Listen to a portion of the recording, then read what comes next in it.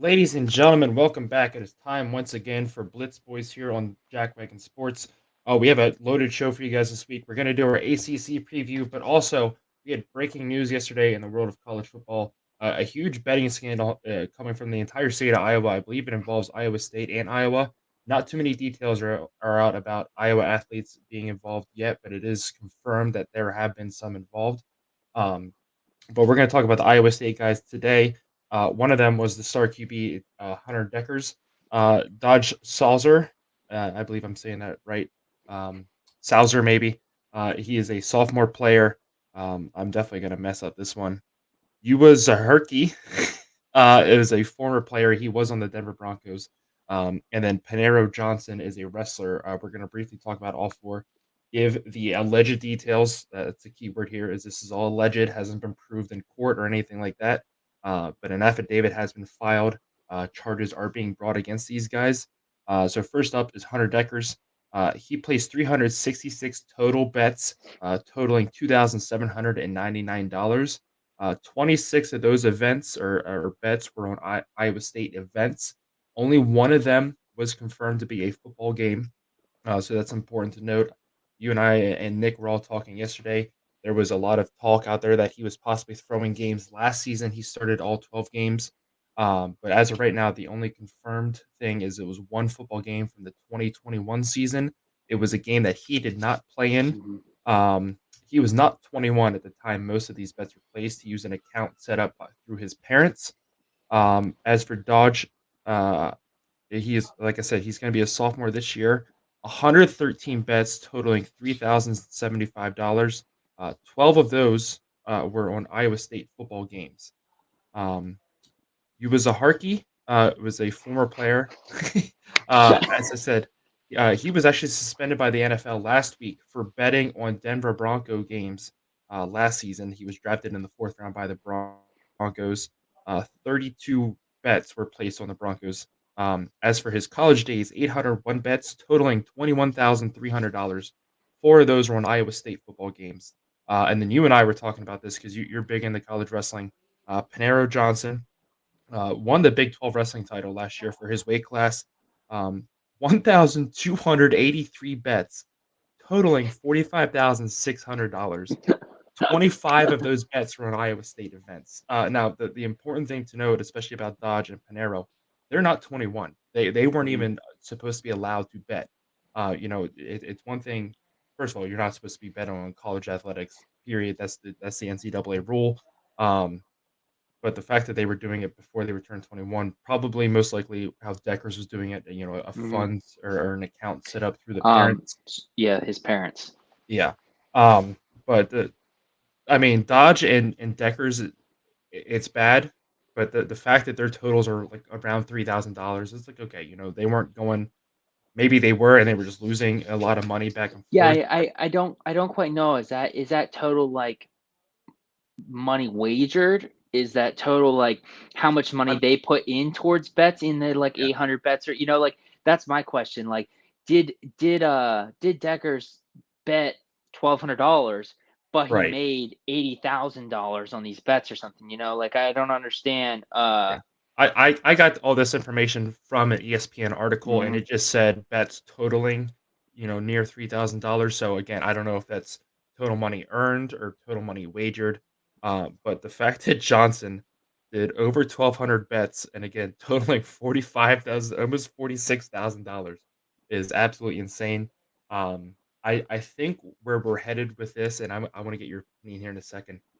I think we're heading towards college athletics being removed from betting, and there's always another outlet, and even more illegal outlet for if kids really want to do this to go to. But just in this day and age, everything being more accessible on sports gambling, as much as you and I enjoy doing it, obviously it's causing quite a problem in college athletics now.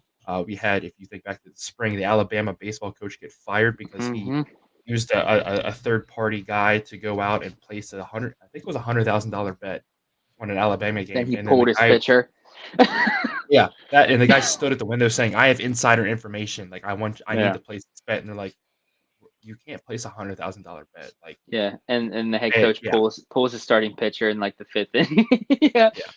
So, I really think that's where we're heading is eventually college athletics are gonna get removed. Obviously, betting has become a problem in the NFL. We've seen as well, Uwazarike, and then also I think it was Calvin Ridley? No, Yep. not Calvin Ridley. No. It was yeah. No, you're right. Calvin Ridley. He played for the Falcons, and then yeah. Yeah, I knew it was the Falcons. Those are the only 2 that knowingly bet on NFL games, whereas everybody else that's been from the NFL is, "Hey, you're not supposed to do this in the facility," and they did it, and certain other rules like that that they didn't follow. But I Mm. think with this limelight, the Alabama baseball coach, I think we're heading to a world where college athletics is removed from draft standards and so on. Your thoughts on this whole ordeal that's coming out and where you think we're headed? Yeah, I mean, I think that if you get to be in that profession of being the head baseball coach, a quarterback for a big football team in college atmosphere, wrestler, like whatever the deal is in terms of a sports athlete or coach, I don't think that you should be able to do any of that. I mean, the same way that they control like a lot of coaches social media and stuff like that. I Mhm, think that at this time, I mean, you are getting money. If you're good enough, you're getting money in scholarship for the school as well as the NIL deals and stuff like that. I don't think that like there's really a necessity for you to be betting unless you have ill will like intentions. Like mhm, the only way that you're personally going out and doing these bets, especially for the starting quarterback, you've got to think that he has at least one NIL deal, that his schooling is at least getting paid for. Like he's walking away from college with no debt, at least setting mhm. him up that even if NFL is not a thing or CFL, whatever, he's at least setting himself up to be debt free after college and be able to start right on the right track. I don't think there's any reason for you to be betting unless you're trying to scam. Right. Yeah, so obviously our Big 12 preview is going to be next week. If there's more information, we'll definitely talk about this more next week. But just overall, very shocking to see come out. And I am very interested to see where this goes. Again, this is all alleged. None of it has been proven in court. That's very important to say. We don't have But one out of like Brett Favre and Pat McAfee. Dekkers' attorney has already released a statement stating that he will not play this season. He's stepping away Yes, from the yes, team. it will. Yeah, Um, Obviously, any of these guys, um, all of them being younger athletes, except for how do you say the one guy's name that's in the NFL? don't ask me. Yeah. Yeah, Um, I'm but pretty uh, sure. but yeah, I mean, all of these guys, if they're convicted, they lose the rest of their college eligibility. I would assume that any sort of NIL deals, college scholarships, all that stuff will be ripped right away. So it's just a bad situation for everyone involved, I think. Yeah, absolutely. Let's go ahead. Let's move on to our ACC season preview. Um, I think this is a conference that has a lot of depth in it and a lot of different things that can happen this season. This will be their first season without divisions. They Hmm. got rid of the coastal and the Atlantic divisions. So again, just like the Big Ten is going to go to next year as well as the SEC, the Pac-12 does this now. There's no divisions. The two best teams, and they go to the conference championship game and play it out.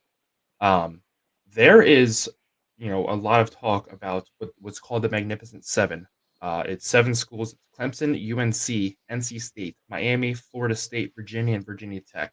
Those seven schools, they want more money. They see where the world of college football is going. They see the media deals the SEC, the Big Ten are getting, and they realize that the gap, the pay gap between these schools is growing more and more. They're going to fall behind in recruiting, and they want the ACC to give them more money. The problem is the ACC, while it might have seemed smart at the time to lock down such a massive and long contract with ESPN, the contract runs through the 2035-36 school year. Um, is the ESPN has no desire to renegotiate now. They gave so much money to the SEC, and they have the ACC on such a premium right now and for such a long time. The ESPN has no incentive to negotiate Nor do and they need try and to. right. Um, so these seven schools are currently trying to figure out a way to get out of this contract and out of the ACC as a whole. Um, the major stonewall they're running into is it's a $52 million exit fee to get out.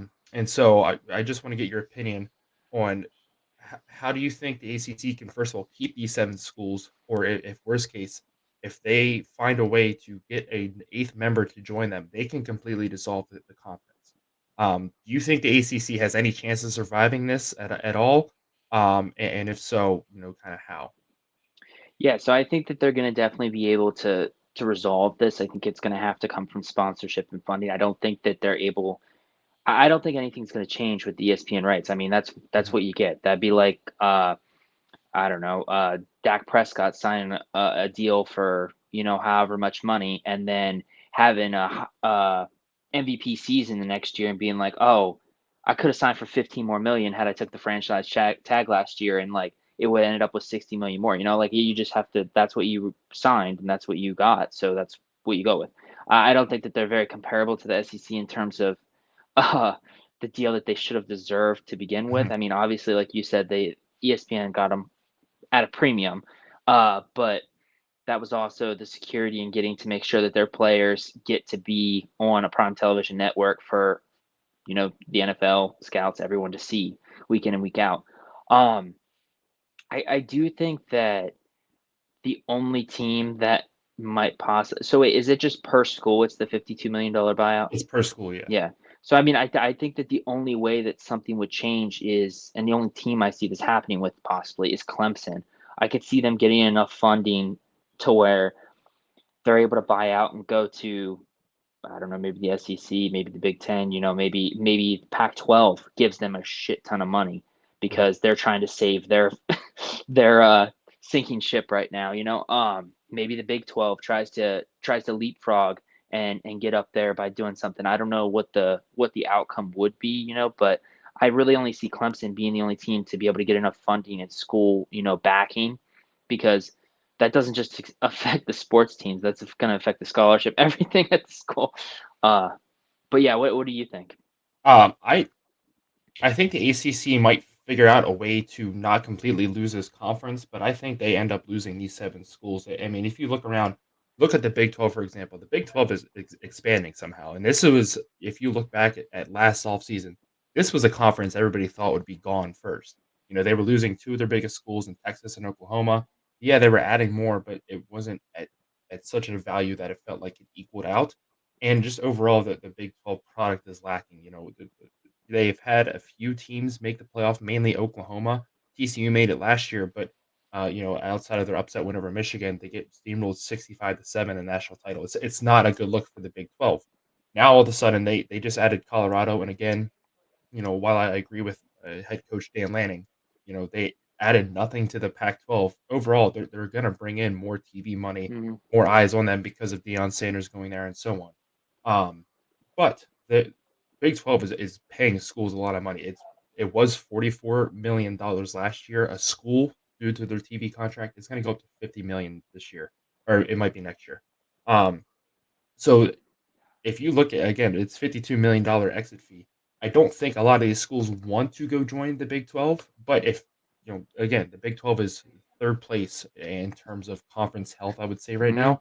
now. I think these conferences can absolutely give these schools money to head over there. If not the full 52 million, get it close enough that it's not such a pain for these other comp or schools to back out of the ACC deal. So I think we're heading towards a world where at least, if not all 7 schools, a majority of these 7 schools leave. Um, so to piggyback off of that, the ACC would like to expand, and especially if they lose some of these schools, they need to fill those spots. Mhm. Who do you think are potential candidates, to fit, whether it's just something that you want to see or it's a geographical fit or just overall, what schools do you have that potentially join the ACC? Yes, I mean, I think that um,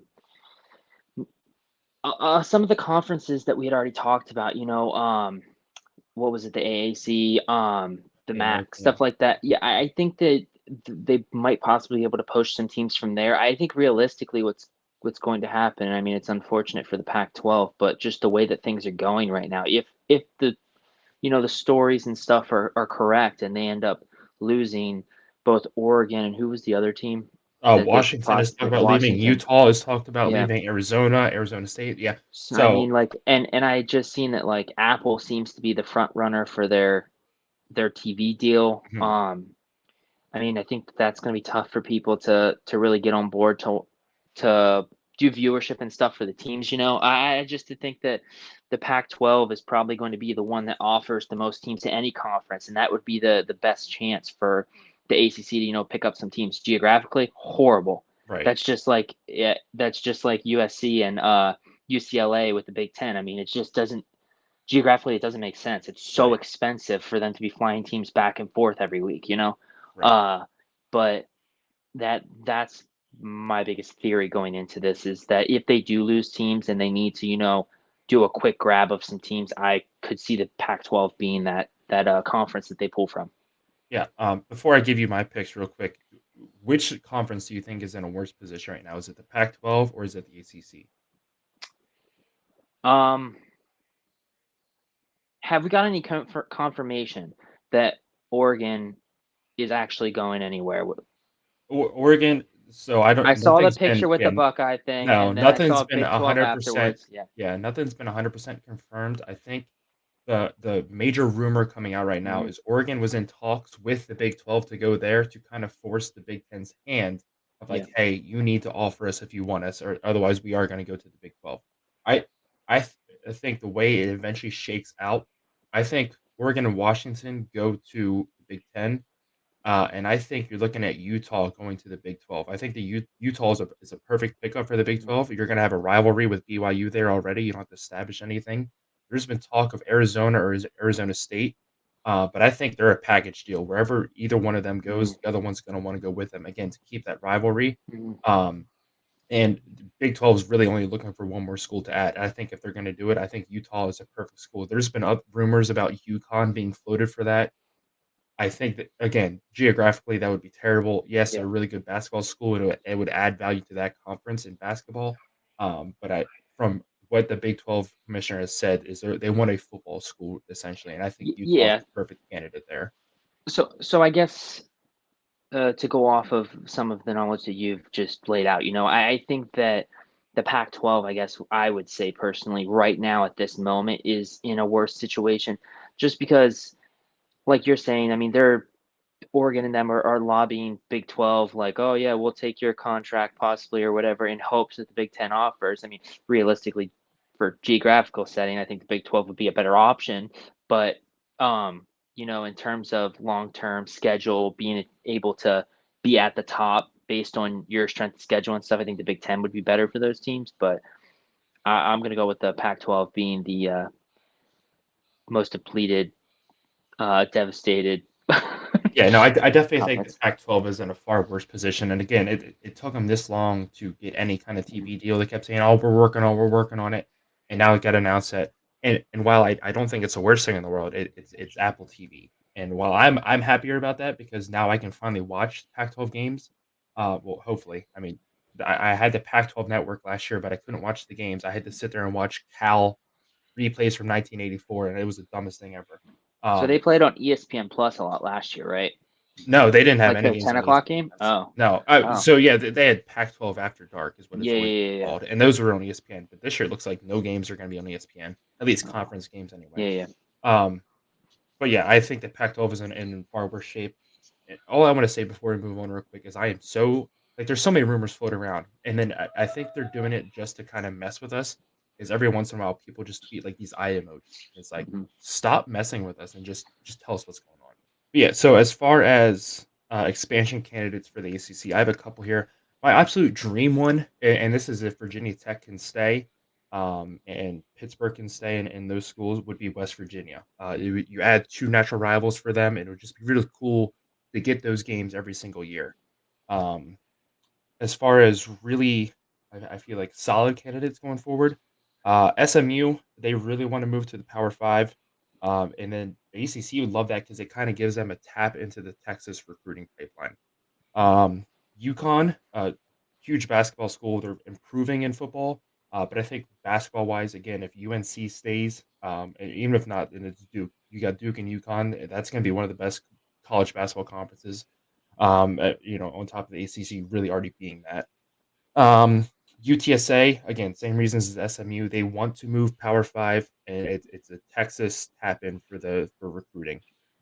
Tulane, they want to move Power Five as well. Uh, Football program has always been kind of respectable and really improved here, especially last year. And then that's Louisiana, that not quite Texas, but it's still a southwest pipeline for these guys. USF, you're going to add Florida rivalries if the the Florida schools don't leave. And then they watched UCF move to the Big 12, and they kind of want to resemble their bigger brother. They want to make a move to the Power Five conference as well. So those are the schools that I think are the most likely candidates, outside of West Virginia. West Virginia is just one I would really like to see. I was really upset that they went to the Big 12 to begin with over the ACC, but it's worked out for them because they're getting a shit ton of money right now. Mm-hmm. um, let's move on. So last year, Clemson's offense really struggled, and that's kind of what held them back from being a national title contender. They were still able to win the ACC conference championship game, but overall, their offense, especially under DJ Uyunglele, I still remember how to say that from last year, um, kind of just seemed really miserable. Mm-hmm. They lucked into a lot of wins because their defense was so strong. Do you think Garrett Riley coming over from TCU to take over Clemson is going to make a huge improvement, or how do you see their season going this year? 100%. I think that it was like 4 days after they lost the national championship game that Davis Sweeney is able to announce that hire. I mean, he was the top assistant last year. What's that? The Royals Award. Mhm. Um, I just think that he going in there, he took TCU from 65th in scoring to ninth last year, and they made the national championship.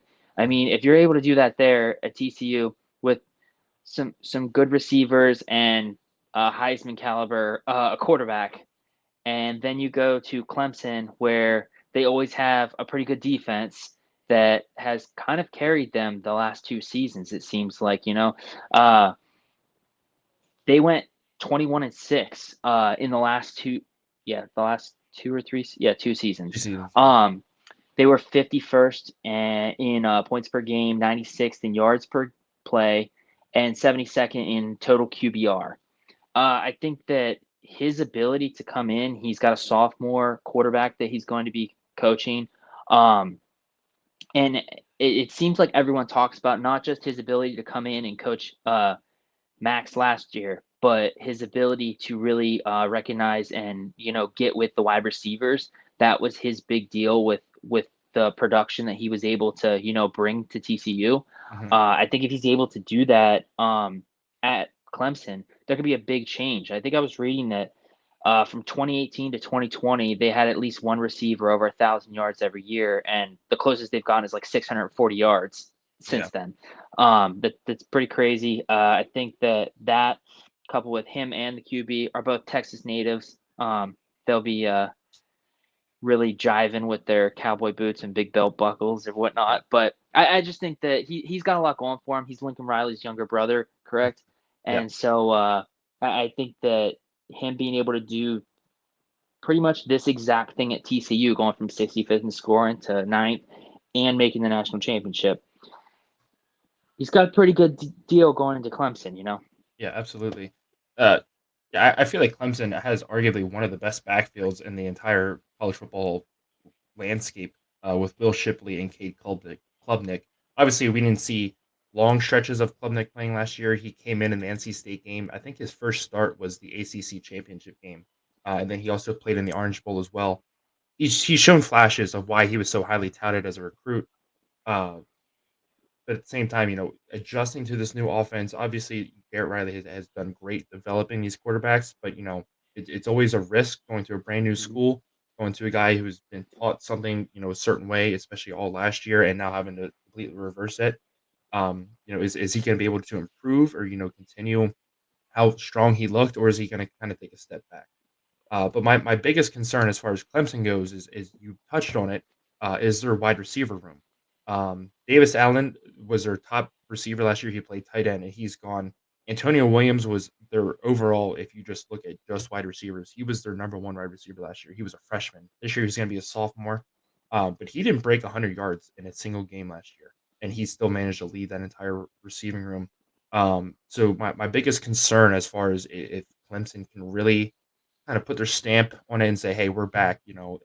I say Clemson left, but they won the ACC championship last year. The reason we're saying they fell off is because they didn't make the Hmm. college football playoff.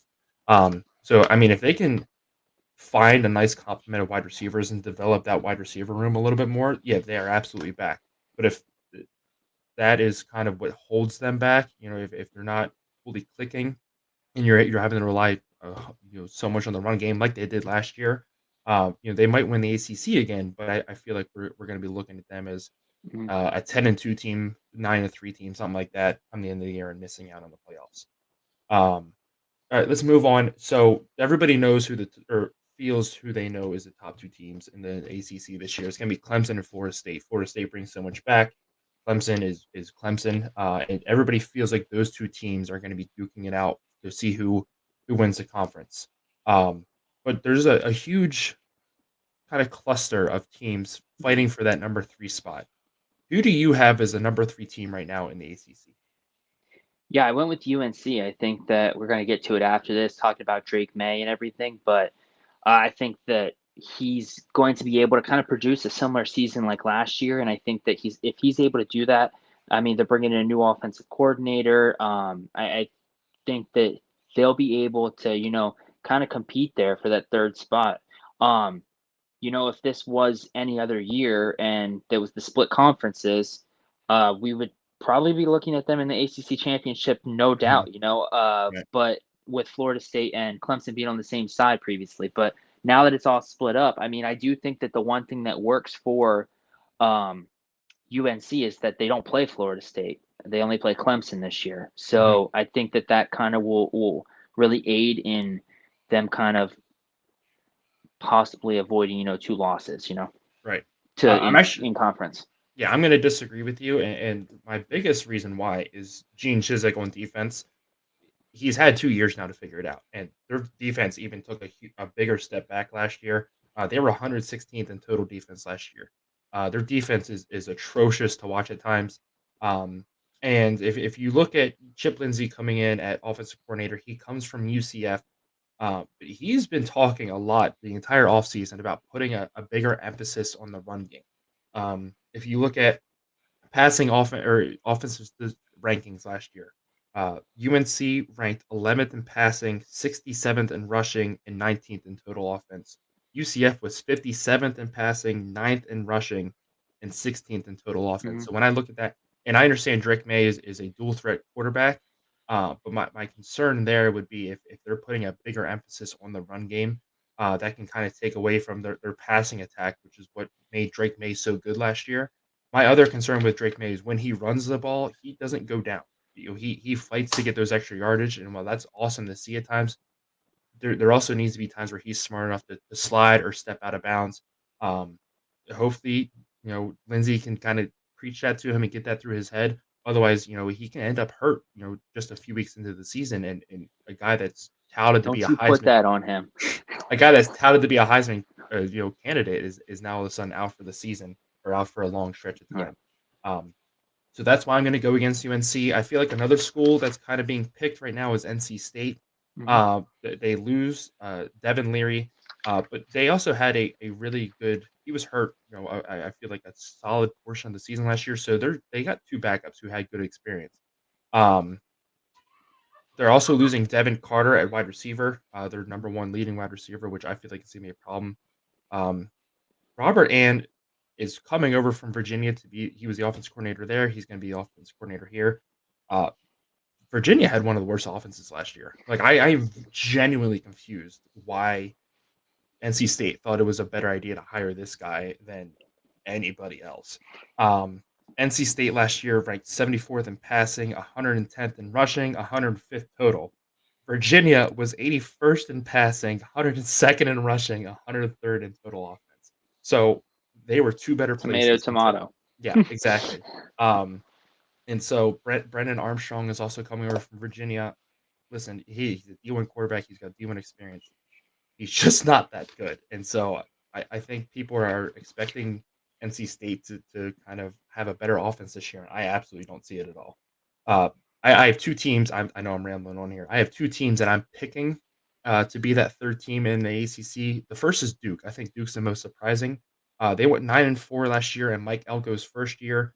Riley Leonard is coming back. He threw for or had 3,666 yards of total offense, passing and rushing, 33 total touchdowns, 6 interceptions. They have a really strong offensive line. They have a pretty favorable schedule this year outside of Notre Dame. I think they play Clemson as well. I don't think they play Florida State though.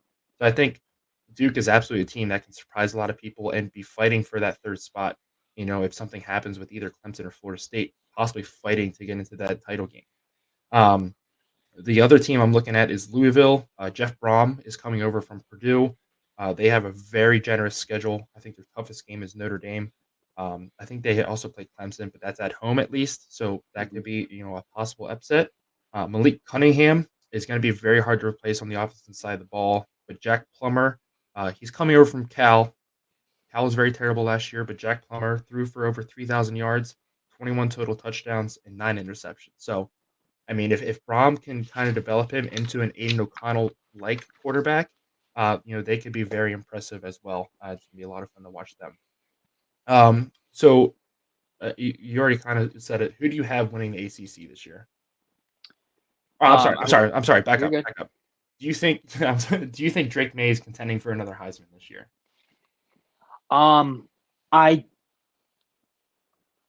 I don't know. I think that like you had said, he was a pass and run guy. He was basically the offense last year. 4,300 yards passing, 342 completions on 518 attempts. Right now he's picked to go number 3 in the draft. It's Mac Brown's the head coach there, right? Yeah. He basically had Drake May in on all the conversations with the hiring of the assistant process. He hit it off with Chip Lindsey right away, and Chip Lindsey basically told him that you're not running the ball out of the pocket this season. Yeah. The offensive line lifts and run the damn ball t-shirts. It's just I think that Chip Lindsey is coming in, and UNC is with the idea that this is use all of the great attributes that Drake May is capable of doing without letting him run outside the pocket, run the ball as much as possible, and just hope that he's got his perfect spiral going that game. And every time that they do pass the ball, it's a big completion, when they need it. I think that this season is really going to be like preserve his talent in hopes that, Mhm. like you had said, he doesn't get hurt right before the draft. Right. Obviously, uh, that's going to be the hope with every quarterback that is really good the season before and then has the opportunity to be drafted the following season. But I just think that the fact that Drake May asked for the new offensive coordinator coming in to not just be like good at running an offense. He wanted them to kind of be quarterback specific in that he wanted them to like get on him and hound him for all of the things that he's doing crappy. Like this is basically like a training year for the NFL, it seems like, in terms of how they went about the hiring process for the offensive coordinator and how they basically came in and said, "You're not running the ball. We're going to run the ball as much as possible. Don't look Mhm. to throw for 4,000 yards this season." Um, and I, it's just so hard to understand if, for me, or to comprehend to think if he's going to be Heisman or not, because Right. this could go where they only let him throw for 3,000 yards and he does great in that, but there's so many other people that are going to throw for 4,000 yards and do good at it, which will Yeah. take him lower down in the Heisman. Yeah. I think he gets the invite to New York this year, just because I feel like this is gonna be a copycat of last season where outside of just because Caleb Williams won it last year, there's gonna be so many comers and goers, Mhm. and if even if they are running the ball more, and obviously their goal is to keep him healthy, if he can even, put up as long as he's not having a completely self-destructive year where he's throwing like 20 interceptions or even 10, if he's protecting the ball, throws for a bunch of touchdowns, and like I said, just be healthy. I think it'll be enough to get him to New York. I don't think he's going to win the Heisman this year, but I think he's going to be able to keep his name in the conversation at least. Now moving on, who do you have winning the ACC this year?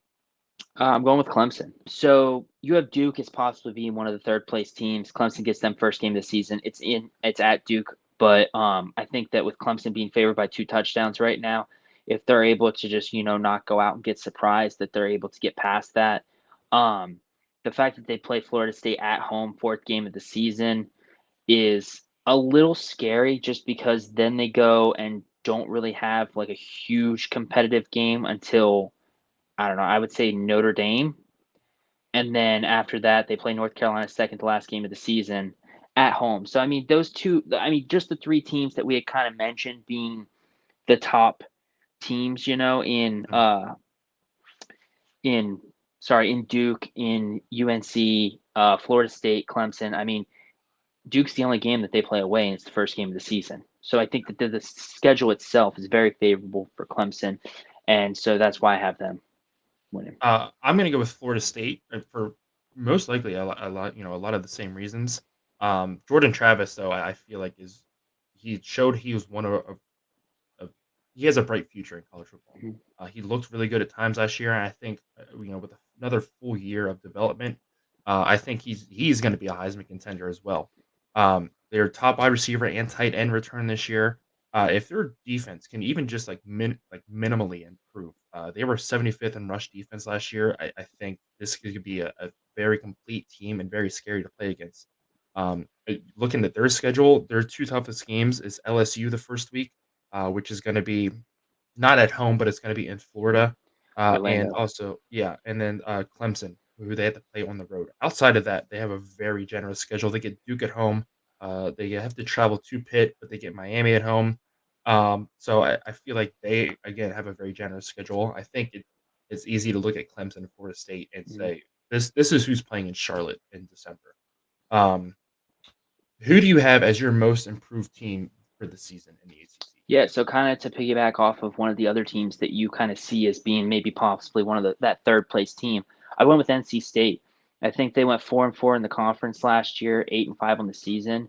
Uh, they went 2-4 on the road. I think that if they're just able to kind of flip that, I think that they have a great season, and it's a big turnaround for them just in terms of where they finished last season. The ACC is just on the one side you had like 3 or 4 teams 8-4, and on the other side you had 3 or 4 teams 7-6. So it was like crazy to think that one team's like third or one team's sixth. It's kind of hard to judge it in those terms, but I just think that they're able to kind of flip that away schedule this year and be able to improve upon last year. Yeah, I mean, NC State's biggest problem last year was they just had such a hard time staying healthy throughout the whole season. But I'm actually going to go with Louisville here.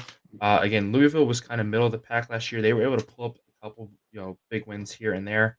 But I think with Jeff Brom coming in again, just how consistent he had that program at Purdue. Louisville was so fast to hire him too out of the blocks. He was hired before the Purdue bowl game, so he didn't even coach in that bowl game or anything. So he's been with this program the entire offseason, kind of instilling his culture and instilling this new offense. Um, Again, with Plummer coming in, we've seen that he has the ability to be a really good quarterback. Now the question is, can he kind of be consistent? Can he not turn the ball over so much? So I'm going with Louisville to be the most improved team this year. Who do you have as the biggest disappointment or the team that's going to regress the most from last season in the ACC? Yeah, in terms of decline or regression, I have Syracuse. I think that just looking at their schedule, I confidently have them winning 3 games, which I mean they went 7-6 last year. 3-9 is a huge disappointment compared to last season, going 7-6. I mean I have them beating Colgate, Boston College, and Georgia Tech. Uh, I mean maybe 4-8 with like a Virginia Tech win or something. I don't really know where else. I think that they're going to have a lot of close games and they're going to come out on the wrong end of all of them. And that's just Mhm. going to be a big decline for them. They're not going to look at it that way. They're going to be like, we lost a lot of close games, almost like Detroit Lions. We lost a lot of games. We were in the game, but Mhm. the record still shows that you sucked. Yeah, I mean, if you look back at last season, I'm agreeing with you here. I'm taking Syracuse as the team to take the biggest step back. They're losing their top running back. Mhm. They lost their starter running back from last year. The guy that was supposed to take over has now been suspended indefinitely. So they're gonna have to rely. I believe he's a true freshman coming in. There's a lot of questions in the wide receiver room for them as well. We just talked about that with Clemson, but Clemson at least has like established guys that are coming back for the most part. Syracuse is almost starting from fresh. Also, I don't have any faith in Garrett Schrader as a quarterback. These guys were 6-0 last year. They were up at Clemson last year at halftime, and they just completely fell apart. And they didn't win a game until I think it was the last week of the regular season. They finally snapped that losing streak. Then they go to the Pinstripe Bowl, and it was a close game, but Minnesota was just embarrassing. It was close because Minnesota held onto the ball for 90% of the possession time. Yeah, so they lost their next 4, and then it's overall 5 out of 6 games after that Clemson. Um, Again, leading the number I think at that time, Clemson was number 3 in the nation, number 4, Mhm. and they were leading them at halftime. And, we're like, "Oh my god, Syracuse is back." We talked about it just about every week last year, but, like, we're gonna ride the orange wave here, and then they crashed and burned, and they crashed hard. But yeah, again, difficult schedule. Yeah, they have Army at home. That's the only other game that I would consider probably winnable for them. But again, Army's gonna hold the ball the entire game. Right. Um, but yeah, they have Clemson at home, at UNC, at Florida State, at Virginia Tech, Boston College at home, Pitt at home, at Georgia Tech, and then Wake Forest at home. So incredibly difficult schedule for them this season. I agree with you. I don't see Syracuse making a bowl game this year is how I put it. I won't say they're only gonna win 3 games or 4 games, but I don't see Syracuse making a bowl game. Um, so that'll wrap up Another yeah, thing go I ahead. wanted to quick add about NC or UNC is that I just find it so crazy that they made the ACC championship and a bowl game last year, having lost the last 4 games of their season. Uh, Right. I think that if they're able to right the ship there, I think that it's hard not to see them. Just to add to my thinking that they will be like that third place team, kind of standalone. That was just the other kind of tidbit I wanted to add to that. Right. Before we go away, so back to the Iowa State thing. So it was just announced.